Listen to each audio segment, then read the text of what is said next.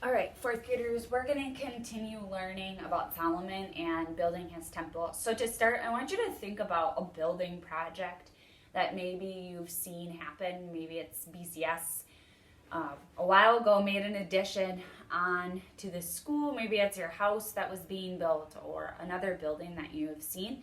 And just think about how long that building took. About the building process, how you watched.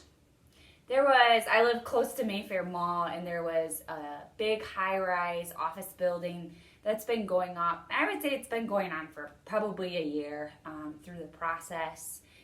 And Solomon's temple, God's temple, took 7 years to build. And I want you to think about, why did it take so long? What was that process like?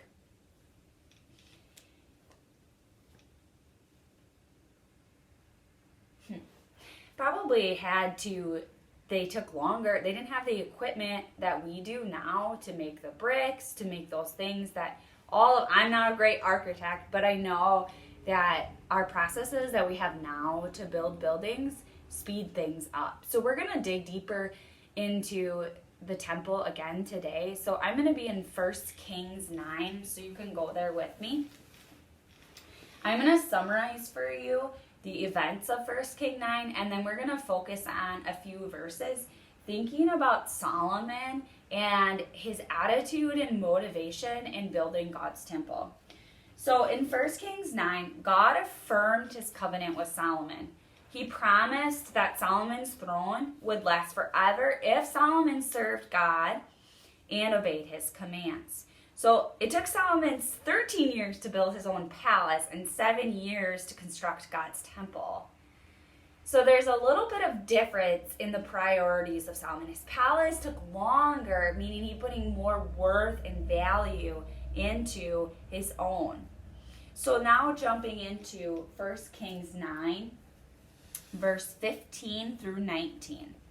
Here is the account of the forced labor King Solomon conscripted to build the Lord's temple, his own palace, the supporting terraces, the walls of Jerusalem, and Hazar, Megiddo, and Gezer. Pharaoh, king of Egypt, had attacked and captured Gezer. He had set it on fire. He killed its Canaanite inhabitants and then gave it as a wedding gift to his daughter, Solomon's wife. And Solomon rebuilt Gezer. He built up Lower Beth Horon, Baalath, and Tadmor in the desert within his land, as well as all his store cities and the towns for his chariots and for his horses, whatever he desired to build in Jerusalem, in Lebanon, and throughout all the territory he ruled.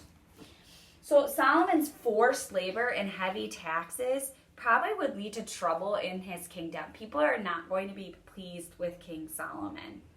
He needed to build a temple so that the people didn't worship at altars. But Solomon didn't need a new palace, and he certainly didn't need to build palaces for all of his wives. So I want you to think about, what is Solomon putting forth worth in, and what can we learn from him?